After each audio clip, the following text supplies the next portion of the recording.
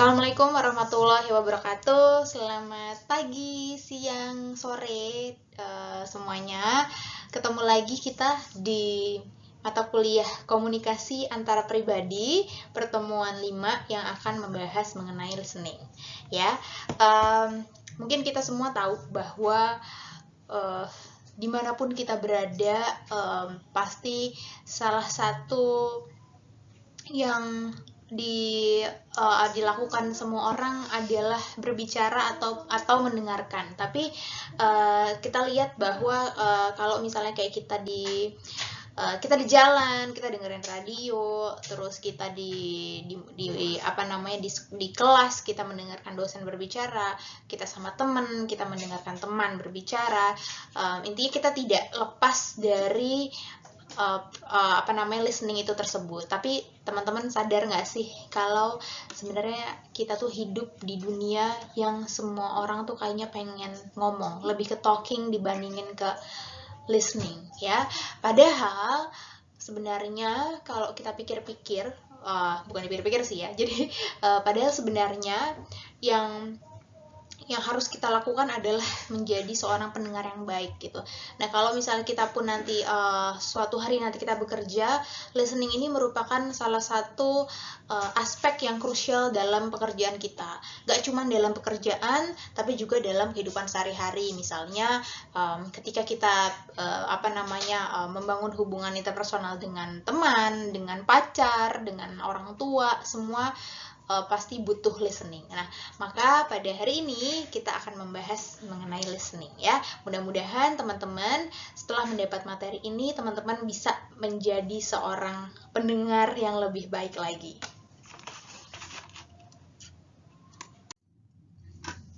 Oke, nah kalau dari definisinya ini saya ngambil definisi dari De Vito.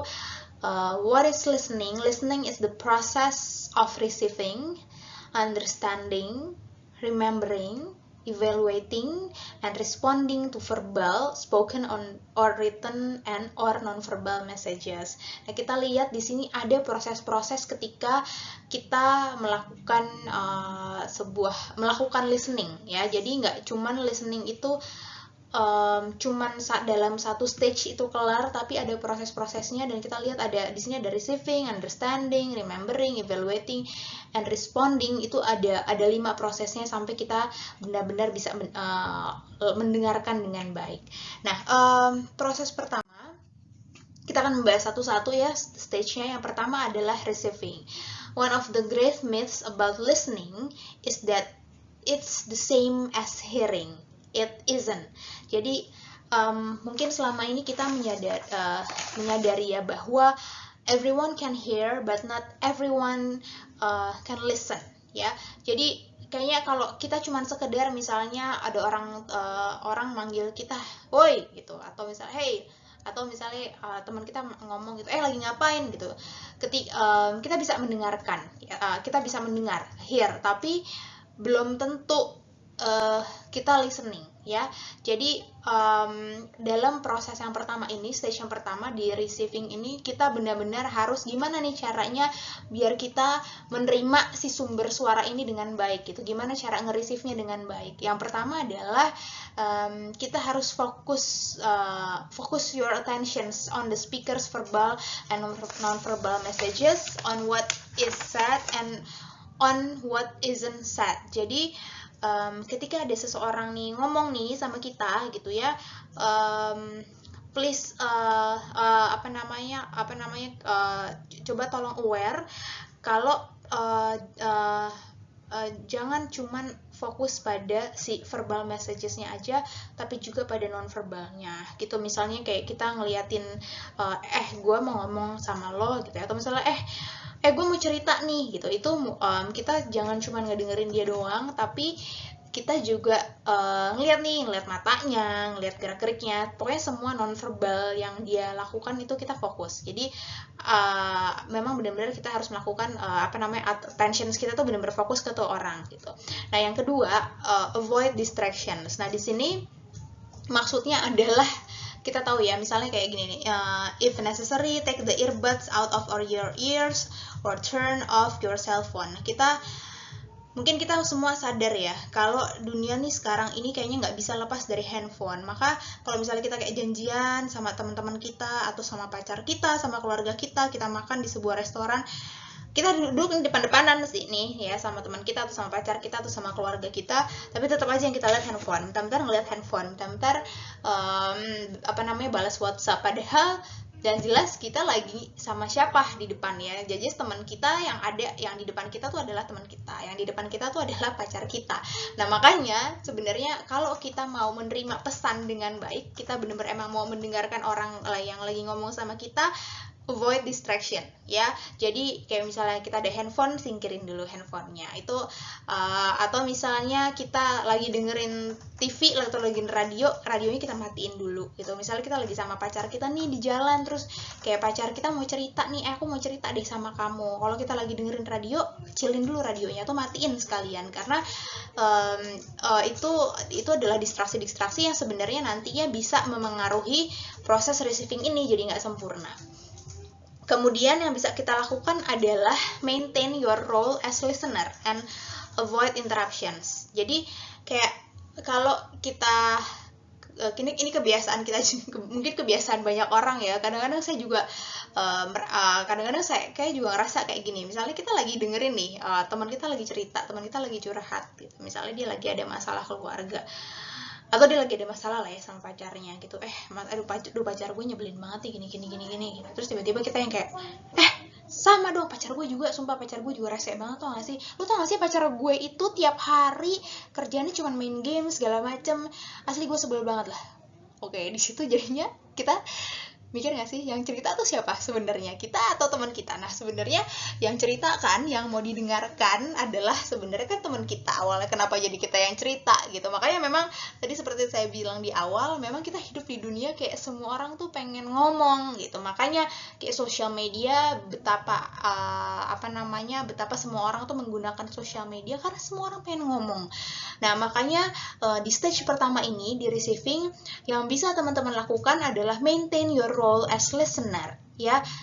Kalau teman kita lagi ngomong, jangan kebanyakan diinterupsi gitu. Jangan jadi gue juga lo kayak gini, terus malah kita yang cerita. Itu kita bukannya bukannya jadi pendengar yang baik, malah kita yang ngomong gitu kan. Oke, ini adalah stage pertama. Nah ini stage kedua ya. Ini yang kita sebut sebagai understanding.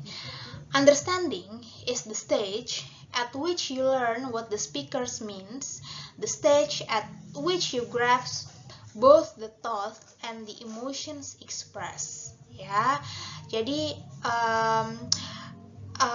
kita di dalam stage 2 ini kita berusaha benar-benar memahami sebenarnya apa yang dipikirkan sama orang yang kita kita dengarkan, apa yang dipikirkan dan apa yang dirasain, gimana emosinya gitu. Dan yang kedua adalah avoid assuming you understand what the speaker is going to say before he or she actually says it.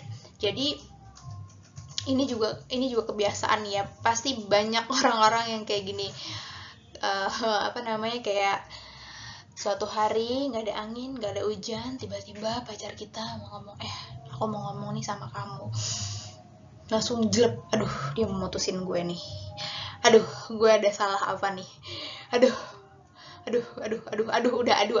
gitu. Nah padahal sebenarnya pada saat itulah kita melakukan sebuah asumsi yang belum tentu benar gitu, belum tentu dia mau mutusin kita, bisa aja kan sebenarnya mau hal lain. Kayak kemarin ya ada mbaknya anak saya ya di rumah, tiba-tiba suatu hari dia nangis kan, nangis gitu. Terus anak saya si Sadu bilang, Mamoy, mbak nangis, kenapa mbak nangis? Terus kan saya tanya kenapa gitu. Iya, pacar saya. Lah kenapa pacarnya? Iya, tadi nelfon katanya mau ngomong, kirain mau ngelamar bu, nggak taunya cuman mamerin hasil pancingannya. Iya.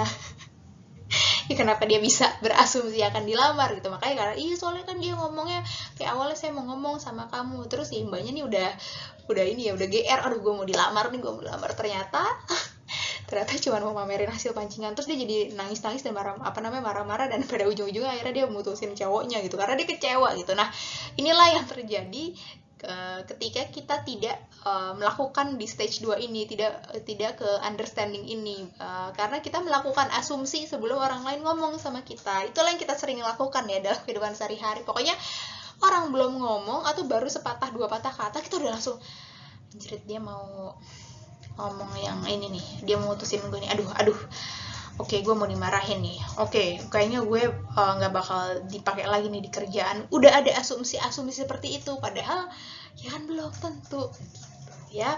Nah, yang ketiga adalah see the speakers messages from the speaker's point of view, avoid judging. Nah, ini dia, kalau kita kadang nggak sadar kalau misalnya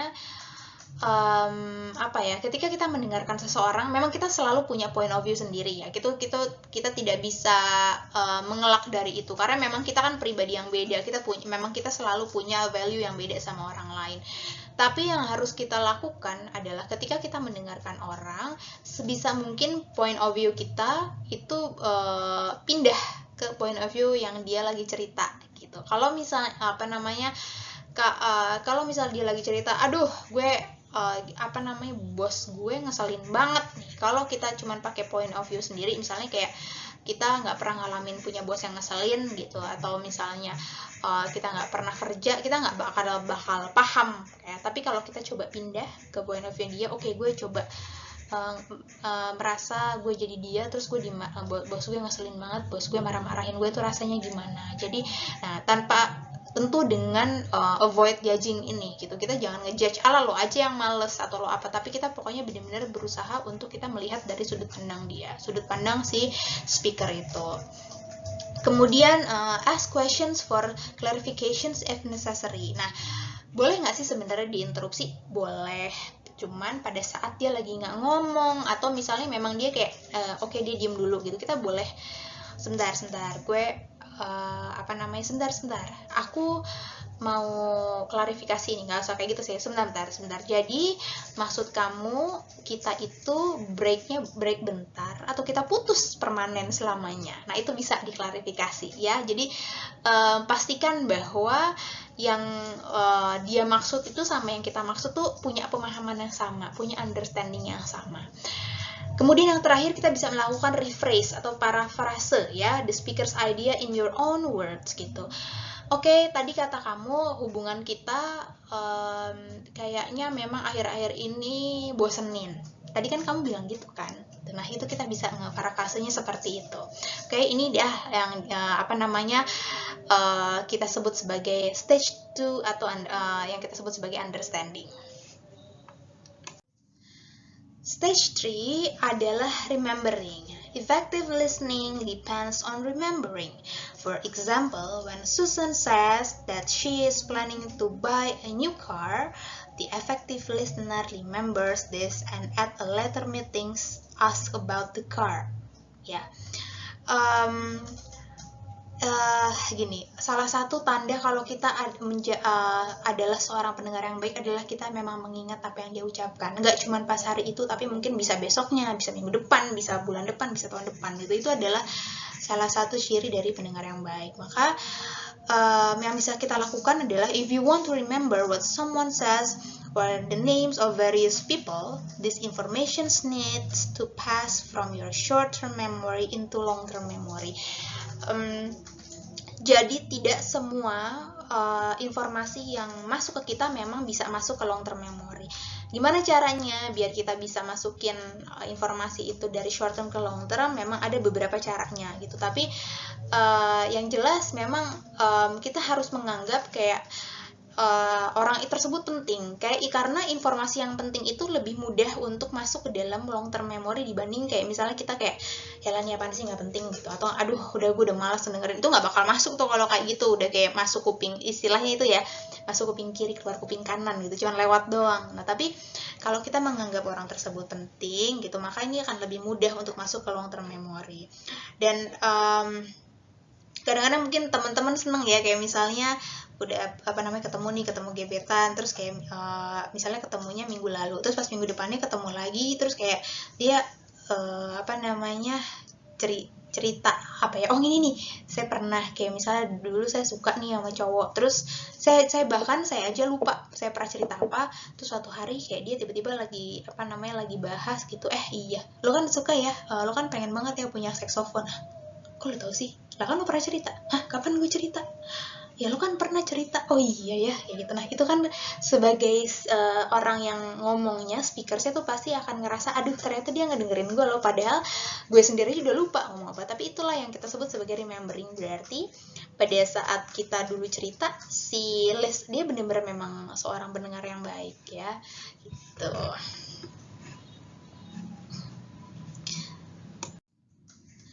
Oke, stage 4 ini adalah evaluating.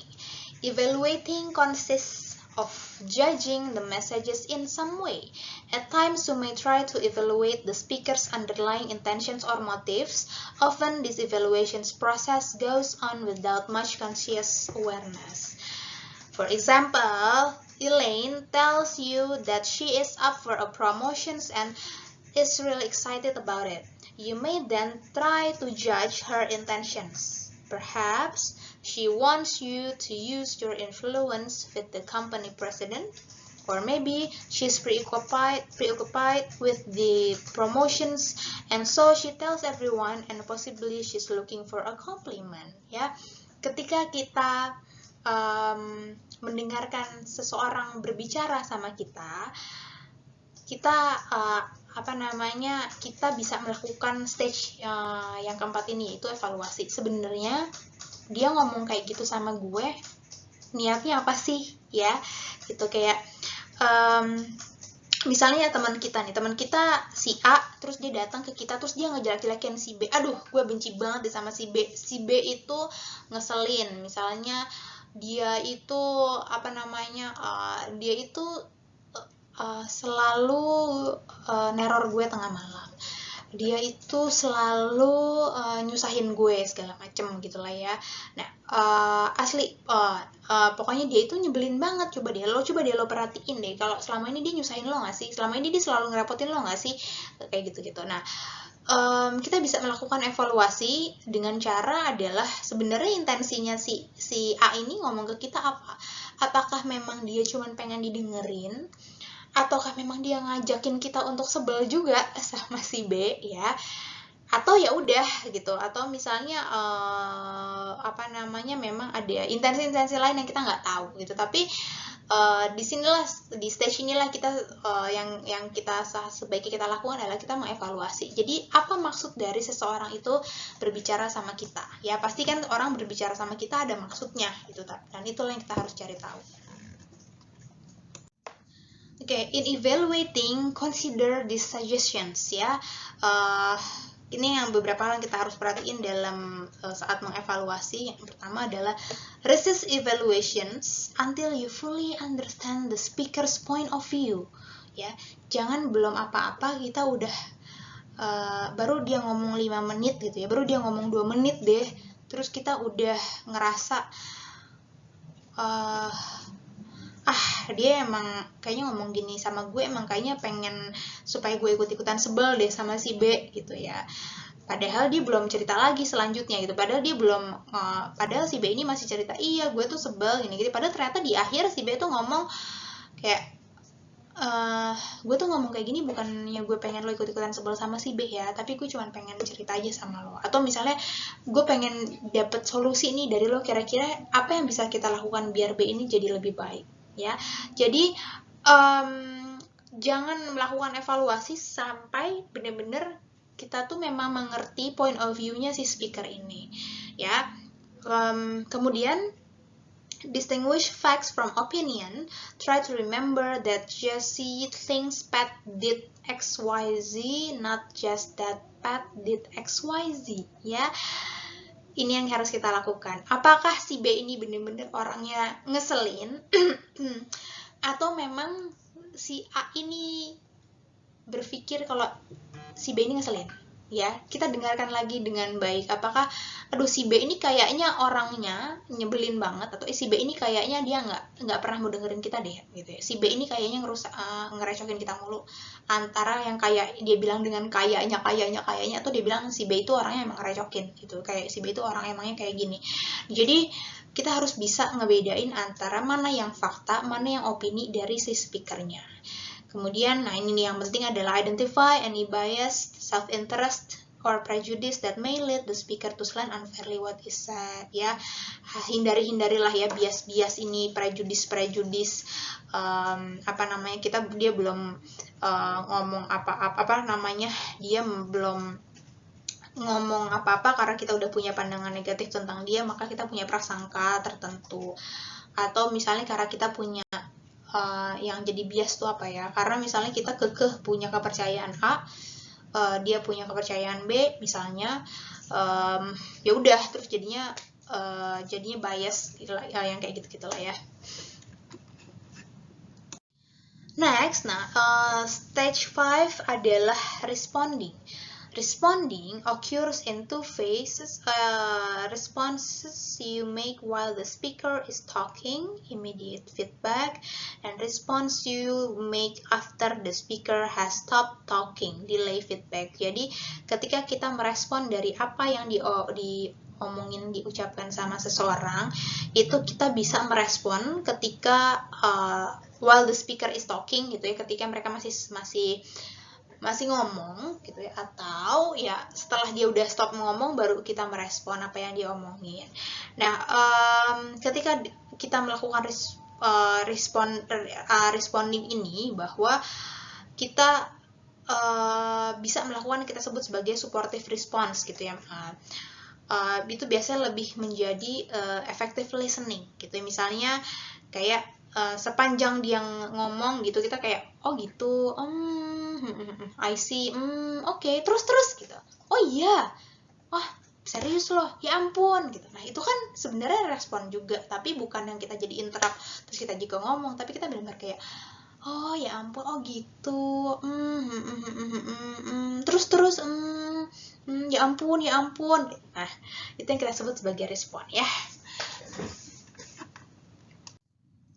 Oke, kalau tadi kita sudah membahas mengenai 5 proses, 5 stage dari proses listening, sekarang kita ada yang kita sebut sebagai listening barriers-nya. Si barriers ini adalah yang menghalangi kita, jadi kenapa kita bisa mendengarkan dengan tidak baik gitu ya. Kenapa? Karena ada apa aja nih halangannya gitu. Yang pertama adalah adanya distractions.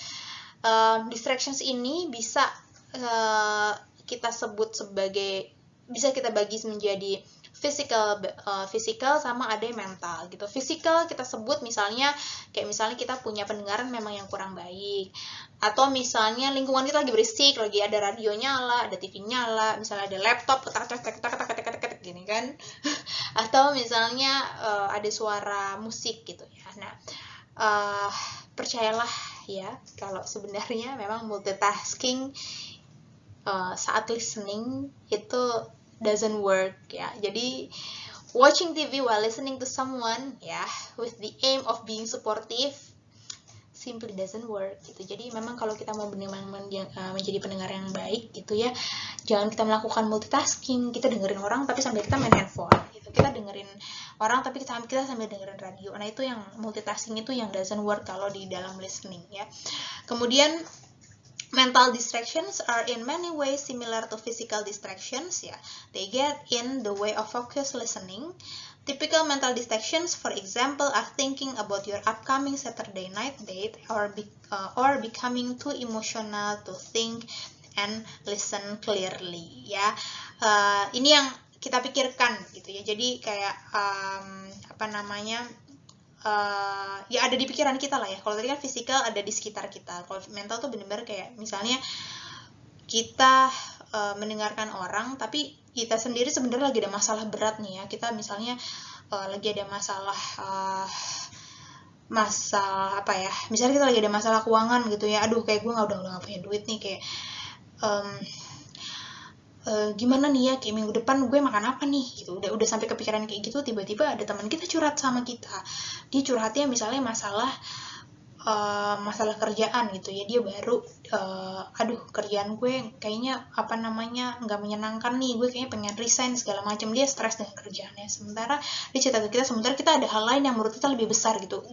Gimana gue mau mikirin lo sementara gue aja lagi kesusahan nih gitu. Kayak misalnya gue aja nanti masih bingung nih besok mau makan apa tuh, gue bingung. Kadang-kadang itu yang kita sebut kita yang menjadi mental distraction gitu. Jadi kita nggak fokus ke dengerin dia.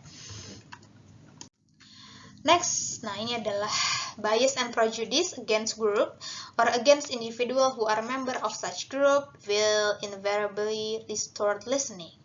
For example, a gender bias that assumes that only one sex has anything useful to say about certain topics will likely distort incoming message that contradict this bias. Gitu ya, yang namanya bias, prejudis ini kan adalah awalnya memang adalah yang kita pikirkan gitu. Kita punya prasangka tertentu, kita punya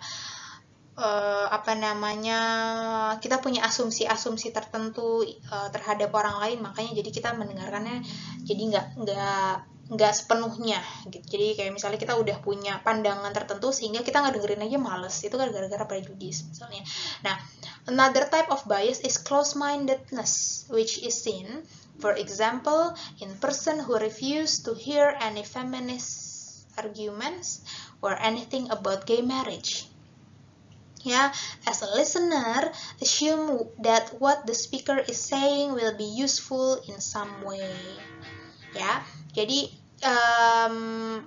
salah satu tipe bias ini namanya kita sebutnya close-mindedness gitu. Jadi memang kalau memang kita pada dasarnya kita nggak suka sama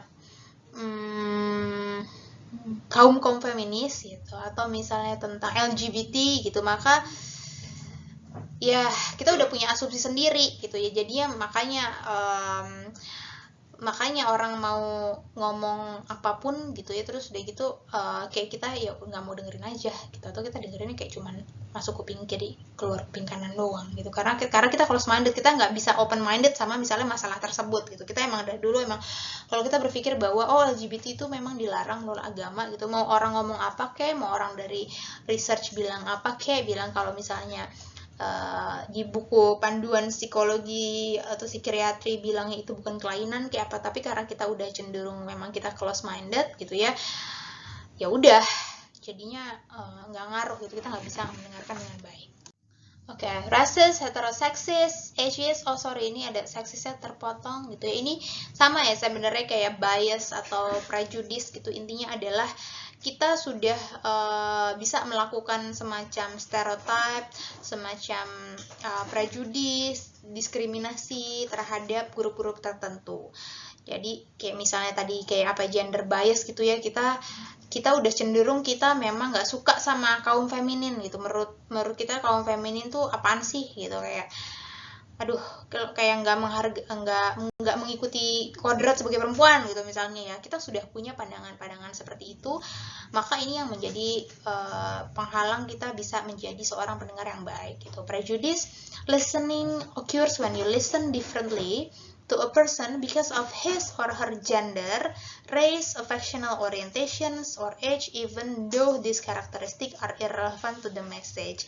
Sesimpel kalau misalnya kayak kita misalnya ya teman-teman ikut organisasi nih di kampus gitu, terus ada anak-anak baru nih, anak-anak mahasiswa baru yang gabung gitu ya, jadi junior kalian. Terus udah gitu si anak baru ini misalnya lagi rapatnya lagi ini banget nih, lagi penuh dengan konflik. Terus si anak ini menyampaikan pendapat, kalau menurut saya harusnya nggak kayak gini loh, harusnya coba deh kita pakai cara yang lain gitu misalnya gitu. Terus karena kita punya si ageist ini ya, kita memandang berdasarkan umur gitu, kayak misalnya ya lah dia anak bau kencur, dia ngerti apa sih, kita udah punya pandangan seperti itu, jadi kita jadi nggak ngedengerin dia gitu. Sebenarnya padahal mungkin aja dia solusinya bagus, tapi karena kita udah punya prejudis nih terhadap anak-anak si bau kencur ini ya ceritanya, jadi kita nggak mau dengerin dia. Nah inilah yang menjadi penghalang kita menjadi seorang pendengar yang baik.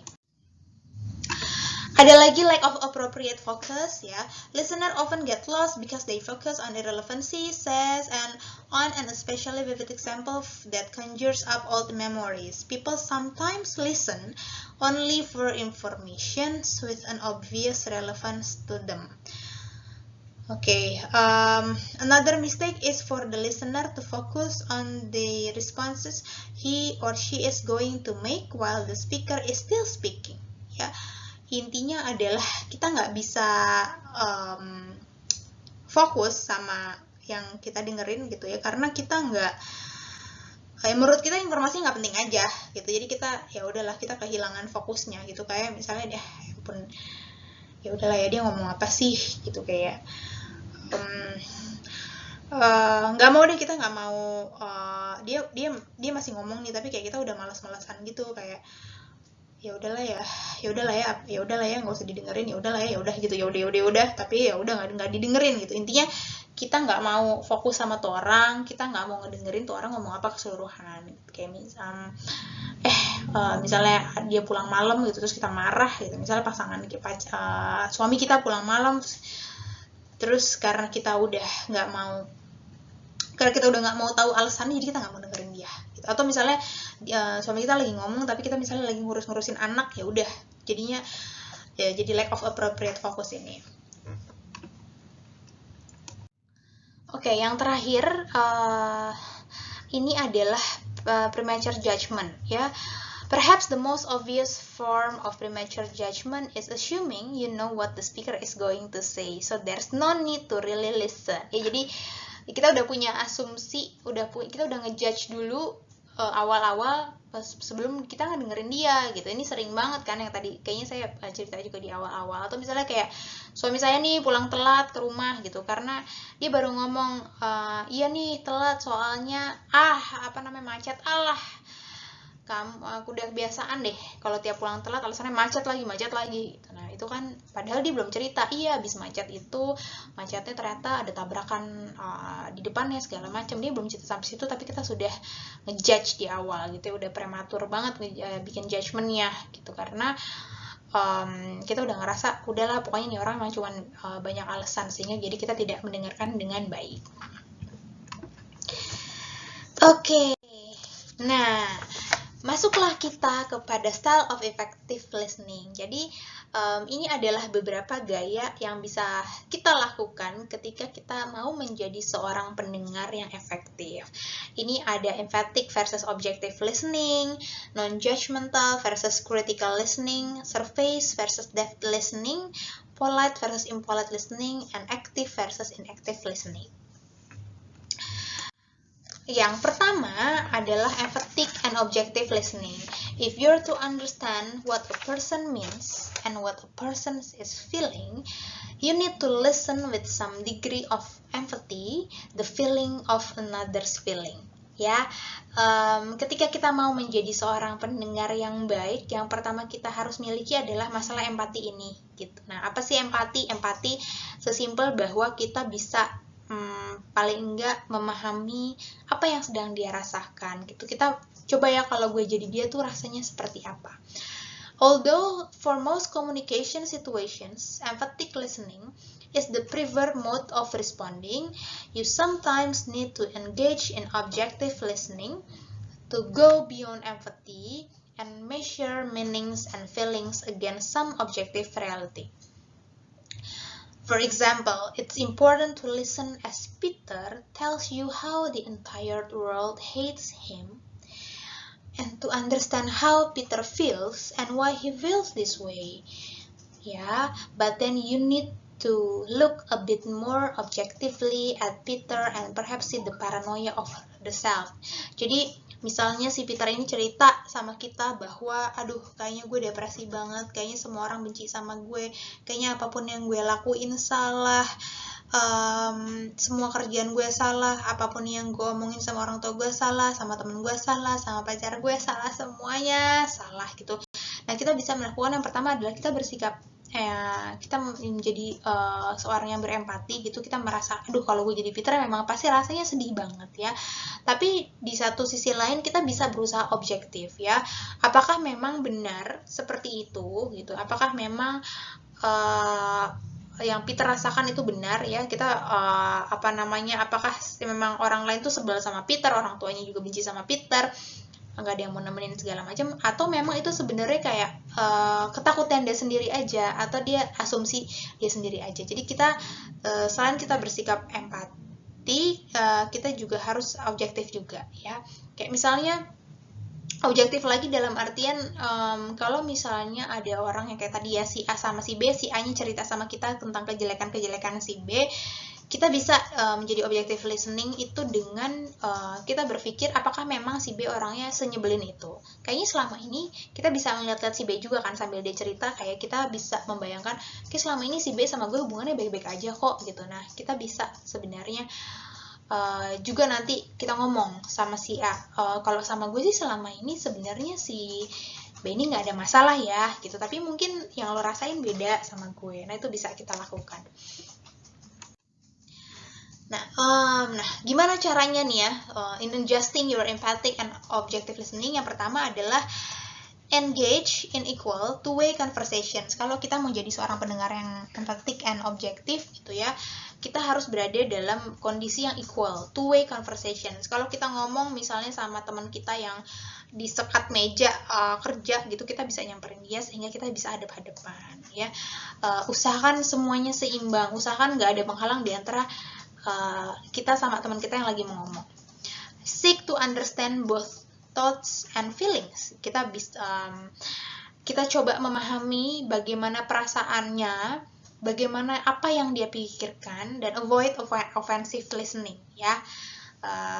Jangan jadi yang malah nyerang dia gitu. Kalau misalnya kayak tadi si Peter lagi cerita kayak gitu, ya lo kayaknya lebay banget deh gitu. Masa lo kayak gitu aja ngerasa depresi sih? Masa lo kayak gitu aja lo ngerasa semua dunia benci sama lo sih? Padahal kan yang sebel sama lo kan cuma 1-2 orang gitu. Itu kita jadinya ofensif.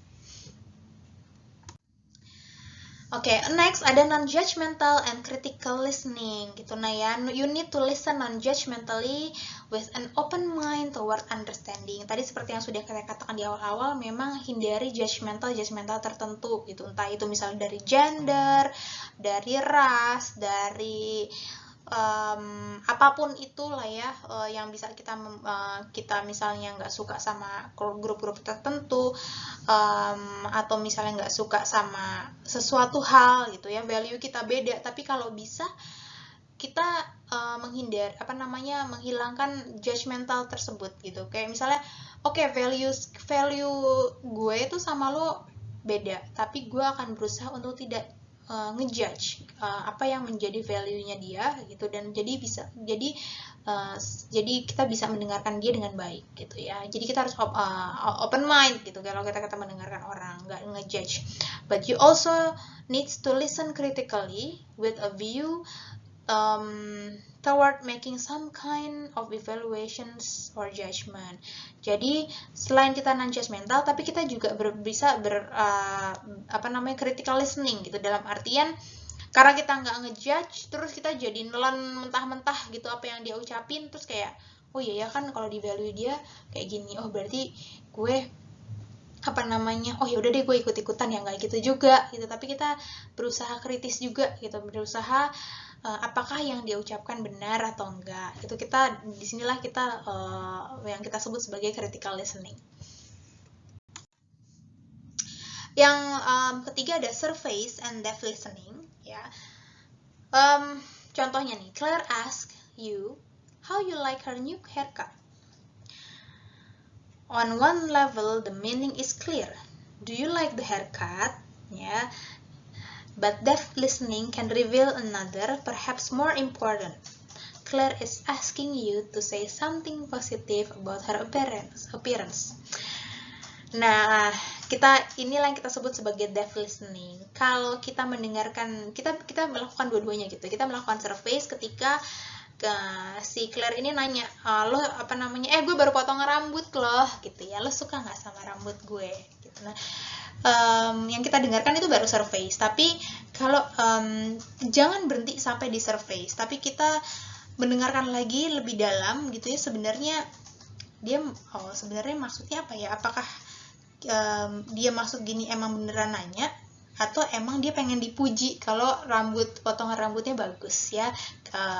Jadi in the same way, the parent who complains about working hard at the office or in the home way, on a deeper level be asking for an expressions of appreciation gitu. Kayak kita punya orang tua nih, orang tua kita pulang kerja capek, terus kayak sampai rumah agak kayak udah agak marah-marah kayak, aduh papa tuh capek banget ya cari uang segala macem ya untuk kamu semua, untuk kamu kuliah, untuk kamu makan di rumah gitu. Nah yang kita dengarkan kalau surface-nya adalah oh ya udah dia capek gitu ya, oh ya udah, tapi kita coba deh dengerin lagi dengan kadang-kadang ada makna-makna implisit di dalam itu, kayak oh bokap gue tuh pengen diapresiasi loh ya, makasih ya pak udah kerja capek-capek buat anaknya. Itu udah listening. Nah ini yang menarik, di dunia kita tidak mungkin tidak bertemu dengan orang-orang seperti ini, orang-orang pembohong ya. Dan kita sebenarnya bisa tahu kalau kita mendengarkan dengan baik gitu ya, kadang-kadang kita bisa aware kalau dia itu sebenarnya berbohong. Nah ini ada ciri-cirinya, meskipun kadang-kadang ciri-ciri ini tidak hadir ya, apalagi nggak berlaku buat orang-orang yang misalnya punya dikategorikan sebagai psikopat ya. Psikopat nggak bisa nih dimasukin ke sini. Kenapa? Karena psikopat kan dia nggak punya empati, dia nggak punya rasa salah. Jadi dia kalau ngebohong itu lurus aja. Bahkan kalau dia dipakein apa tuh namanya, kalau di polisi apa tuh dipakein mesin yang buat apa, mesin pendeteksi kebohongan, itu biasanya kalau psikopat tuh nggak ngaruh gitu. Kenapa? Karena dia memang lempeng aja gitu. Nah ini adalah beberapa yang ciri-ciri khasnya ya orang-orang pembohong gitu ya. Liars hold back. They speak more slowly, take longer to respond to questions, and generally gives less informations and elaborations ya. Jadi biasanya kalau kita pengen tahu nih pacar kita bohong atau enggak gitu ya, biasanya kita dengerin aja dia ngomongnya kayak gimana, kok dia ngomongnya lebih kayak pelan-pelan, atau misalnya ditanya terus mikir dulu, terus mikirnya lama gitu. Nah itu ada kemungkinan dia bohong ya. Liars leak. Slight facial and eye movements may reveal the person's real feelings. A process referred to as leakage. Jadi ini adalah kebocoran gitu. Jadi ada yang bocor entah dari matanya ya, entah dari gerakan-gerakan mukanya, tangannya gitu. Tapi ada kebocoran-kebocoran di nonverbalnya yang bikin dia ketahuan kalau dia bohong ya. Jadi nonverbal nih kadang-kadang bukan kadang-kadang, dia banyak banget memberi kita tanda-tanda seseorang berbohong. Liars make less sense. Liars messages contain more discrepancies, more inconsistencies. Ya, kadang-kadang diomongin kagak jelas. Kemarin perasaan dia bilangnya A, kok sekarang bilangnya jadi B gitu. Kemarin ngakunya kamu jalan di mall sama adik kamu, kok tiba-tiba sekarang ngakunya jalan di mall sama temen basket kamu, mana yang benar gitu, padahal ternyata dia jalan sama cewek. Liars give a more negative impressions. Generally, liars are seen as less willing to be cooperative, smile less than truth tellers, and are more defensive. Nah, biasanya dia punya negative impressions itu, dan lebih kayak defensif banget ya kalau ditanya apa, ngelesnya kemana gitu ya. Terus dia gitu biasanya lebih nggak kooperatif gitu ya. Terus liars are tense. The tensions may be revealed by their higher pitch voice and their excessive body movement. Jadi kalau kita nanya nih sama pacar kita, kamu kemarin bohong ya, kamu pergi sama cewek lain ya, terus dia langsung, apaan sih, kamu kok bisa berprasangka kayak begitu, apaan sih, maksud kamu nggak jelas banget, apaan orang kemarin, terus tiba-tiba dia yang tinggi sendiri, marah-marah sendiri. Terus kayak kita kan benar nanya baik-baik, kenapa dia ngamuk-ngamuk gitu. Oke, berarti dia lagi bohong ya. Liars exhibit greater pupil dilations, more eye blinks, biasanya matanya lebih banyak kedip-kedip gitu, pupilnya membesar, and more gaze aversions, kayak lebih ngelak gitu ya. Liar speaks with a higher vocal pitch tadi ya. Jadi biasanya mereka memang lebih ngegas kalau ngomong. Kenapa? Karena dia sebenarnya under stress karena mereka berbohong. Jadi tukang-tukang bohong tuh kadang-kadang kalau ditanya kita baik-baik, dia ngomongnya pakai ngegas, pakai nada tinggi. Liars makes more errors and use more hesitations in their speech. Ya, they pause more for longer periods of time. Ya, ada jedanya banyak. Liars make more hand, leg, and foot movement. Liars engage in more self-touching movement. For example, liars touch their face or hair more and touch more objects. For example, playing with a coffee or a pen. Ya, jadi kalau misalnya kita pengen tahu gitu ya, orang-orang yang bohong ini memang mereka biasanya banyak gerakan-gerakan nggak penting ya, atau mereka banyak menyentuh badannya sendiri, atau mereka bisa kayak mainin pulpen atau mainin atau misalnya naro teh misalnya kayak minuman di depannya gitu. Jadi kayak ini adalah menjadi penghalang antara si speaker sama si listenernya gitu, karena dia pengen ada yang si penghalang itu akan menjaga dia menghalangi menghalangi biar dia nggak ngomong jujur lah intinya gitu. Tapi intinya kalau orang bohong tuh biasanya mereka memang lebih sering sih ya megang-megang self touching ya, atau megang-megang yang lain. Kira-kira begitu ciri-ciri pembohong. Apakah teman-teman sudah pernah mengalaminya atau nggak aware? Mudah-mudahan sekarang jadi aware ya. Oke, nah ini ada yang kita sebut sebagai polite and impolite listening. Nah, gimana caranya gitu ya? Pertama, gimana kalau kita biar bisa menjadi polite listening? Pertama, avoid interrupting the speakers ya, avoid changing the topic. Kalau orang lagi ngomong sama kita, itu tadi jangan kita bentar, gue mau ngomong gitu. Atau misalnya lo tau nggak sih yang lo omongin itu semuanya tuh salah, udah main interupsi aja gitu, padahal dia sendiri belum selesai ngomong ya. Itu nggak sopan, lebih nggak polite. Terus give supportive listening cues. Jadi gimana cara kita bersikap polite adalah ketika orang ngomong sama kita ngomong kayak gitu, oh iya terus oh ya ampun gitu ya. Itu yang kita sebut sebagai supportive listening. Kemudian show empathy with the speaker, ya kita menunjukkan empati kita. Maintain eye contact. Nah, ini penting banget. Saya sebel banget ya kalau misalnya ada orang ngomong sama saya tapi matanya kemana-mana gitu, atau matanya cuma nunduk, atau matanya main handphone. Itu berarti dia bukan pendengar yang baik sih. Kalau kita mau jadi seorang pendengar yang baik, sesimpel adalah ketika tuh orang ngomong sama kita, lihat matanya ya udah, lihat matanya, dengerin dia mau ngomong apa. Itu adalah salah satu sikap polite. Give positive feedback ya, kita bisa memberikan feedback, dan feedback kita kalau bisa yang memang dengan baik-baik, yang positif gitu, kalau kita mau jadi yang polite. Nah, ini terakhir ya, stylenya adalah kita menjadi active and effective listening ya. Ini ada kasusnya, ceritanya si Danny ini dia kerja di sebuah perusahaan ya, terus tiba-tiba dia suruh bikin ulang report yang udah dia buat sama bosnya. Terus dia kesel banget, dia cerita nih sama teman-temannya, aduh kesel banget nih report gue disuruh ngulang bikin report, aduh kan capek banget gitu. Terus bukan si Denny namanya lupa, si Denny mah yang ini ya, si Denny namanya siapa ya, saya lupa lah, misalnya si Andi gitu ya. Terus temennya si Denny ngomong gini, that's not so bad ya. Most people find they have to redo their first reports. That's the norm here. Gitu ya. Terus si Kelly ngomong, you should be pleased that all you have to do is a simple rewrite. Siler and Nathan both had to redo their entire projects. Sementara si Susan ini ngomongnya, you have to rewrite that report you've worked on for the last 3 weeks. You sound really angry and frustrated. Ya, kalau dari 3 ini kira-kira teman-teman paling suka jawaban yang mana?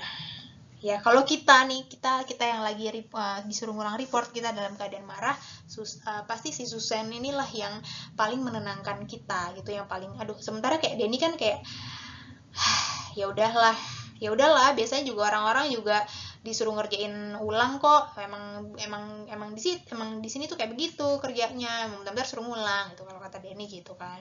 Kayak udahlah gitu. Tapi kalau kata si Kelly kayak ya lo beruntung lah, lo cuman bikin yang simple-simple aja tuh, lihat tuh si Saler sama si Nathan aja harus ngulang semuanya projectnya, ngulang dari awal gitu. Sebenarnya si Susan tuh ya ampun, lo harus ngulang lagi yang lo udah kerjain, yang lo udah kerjain selama 3 minggu gitu. Aduh, lo pasti kesel banget ya, lo marah banget ya. Nah, kita yang lebih bikin kita nyaman adalah si Susan ini. Inilah yang kita sebut sebagai active listening ya. Apa itu active listening? It is a process of sending back to the speaker what you as listener think the speaker meant, both in content and in feelings. Jadi ada kontennya, ada feelingsnya. Active listening then is not merely repeating the speaker exact words, but rather putting together your understanding of the speaker's total message into a meaningful whole. Ya, jadi kalau kita mau jadi mau active listening ya, kita memang semacam kayak rephrase atau parafrase yang dia omongin, yang speakernya omongin, tapi kita juga ngerasain apa sebenarnya yang dia rasain gitu. Jadi kita merangkai kata-kata yang mau kita ucapkan itu menjadi sebuah kata-kata yang meaningful untuk dia. Kita mengerti lo maksudnya apa, dan gue berusaha memahami perasaan lo seperti apa. Nah, gimana caranya biar kita bisa melakukan active listening? Yang pertama adalah paraphrase the speaker's meaning. Kayak tadi yang dilakukan sama si Susan tadi, adalah ya ampun, lo disuruh ngerjain lagi report lo yang udah lo bikin selama 3 minggu, ya ampun gitu ya. Nah itu kan dia parafrase omongan yang sebenarnya kita udah ngomongin gitu ya. Gue disuruh ngerjain reportnya 3 minggu gitu. Ya ampun, lo disuruh, itu parafrase. Jadi dia mengambil intisari dari apa yang diomongin sama speaker. Kalau kita mau menjadi seorang yang bisa active listening, itu yang harus kita lakukan. Jadi apa yang orang kita lagi ngomong, kita akan ngomong balik gitu. Jadi maksud lo yang kayak gini-gini ya. Terus udah gitu express understanding of the speaker's feeling. Kayak si Susan tadi, dia nggak cuma parafrase, tapi dia juga pasti lo marah ya, pasti lo kesel, pasti lo frustasi ya. Jadi ada gue paham ya. Dan yang terakhir adalah bisa kita lakukan adalah ask questions. Kalau kita misalnya kayak dari Susan, jadi apa nih yang bisa gue bantu, atau lo sekarang are you okay gitu, atau apa yang bisa bikin lo lebih nyaman. Itu kita bisa melakukan seperti itu untuk menjadi seseorang yang bisa melakukan active listening. Nah tadi ada style-style yang bisa teman-teman terapkan. Jadi teman-teman bisa menerapkan style tersebut untuk menjadi seorang pendengar yang baik ya. Nah, next adalah, ini sedikit aja, ada masalah gender and listening ya, bahwa kita tahu bahwa cewek sama cowok ini beda dalam mendengar. Ada yang kita sebut rapport sama report gitu. Kalau perempuan ini biasanya lebih suka membangun rapport. Jadi membangun rapport itu dalam artian adalah dia membangun relationships gitu ya, untuk seek to build rapport and establish closer relationships, and they use listening to achieve these ends. Jadi membangun rapport yang penting, membangun kayak orang mau ngelamar pekerjaan, jangan langsung ditanya lo bisanya apa, lo bisa Excel nggak, lo bisa aplikasi ini nggak, lo bisa apa nggak. Itu nggak membangun rapport, sehingga si orang yang mau ngelamar kerjanya jadi deg-degan kan. Tapi kalau misalnya kita seorang interviewer yang baik, adalah kita bisa membangun rapport dengan orang yang mau kita interview. Misalnya kamu kerja, kamu backgroundnya apa gitu, kamu punya adik ya, adiknya kelas berapa gitu, saya juga punya adik. Jadi hubungannya jadi lebih dekat ya, dan dia melakukan, si perempuan ini biasanya lebih kepada membangun rapport dibandingin perempuan. Nah, in conversations, sementara kalau laki-laki dia lebih ke report. Jadi kalau dia ngedengerin terus dia ngomong tuh lebih kayak laporan aja gitu, tapi lebih lebih kayak ngasih tahu. Tapi kalau yang penting adalah memang laki-laki itu lebih to the point ya, apa yang dia mau omongin ya udah yang dia omongin. Tapi kalau perempuan dia lebih kepada membangun rapor tadi. In conversations, women is more what is this? Is more apa ya, saya lupa. To give lots of listening cues. Oh, oke. Jadi kalau misal perempuan ini di dalam conversations dia memang lebih kayak banyak memberikan cues gitu ya. Misalnya kayak ada lagi cerita dia lebih kayak yang ngangguk-ngangguk, oh iya, oh gitu. Perempuan tuh lebih kayak gitu. Sementara kalau a man is more likely to listen quietly. Ya biasanya kalau kita cerita apa-apa kayak cuman diem doang. Biasanya banyak yang kayak gitu. Kayak kalau suami saya, kalau saya cerita apa-apa cuman kamu tau gak aku gini, kamu gak gini, lama-lama doang. Gitu. Tapi ternyata memang begitu ya, memang ada perbedaan antara perempuan dan laki-laki. Oke, nah ini satu lagi, si Tannen ini dia bilang bahwa laki-laki ini lebih nggak ngedengerin dibanding perempuan. Kenapa? Karena listening places the person in inferior positions, whereas speaking place the person in a superior positions. Jadi ini biasanya orang-orang yang listener inilah yang dia di posisi yang inferior. Sementara mungkin ini berlaku buat laki-laki yang ngerasa mereka superior gitu ya. Banyak laki-laki yang merasa lebih superior, jadi dia nggak mau ngedengerin gitu. Sementara kalau ya karena culture ya seperti itu, jadi lebih nggak ngedengerin. Jadi kalau menurut pendapat si Tannen ini memang perempuan lebih bisa menjadi pendengar yang baik dibanding laki-laki. Oke, saya rasa sampai sini dulu materi tentang listening. Mudah-mudahan bermanfaat buat teman-teman. Kalau ada pertanyaan, boleh lah nanti disampaikan di WhatsApp grup ya atau di kelas. Terima kasih semuanya. Wabillahi taufiq wal hidayah. Wassalamualaikum warahmatullahi wabarakatuh. Thank you.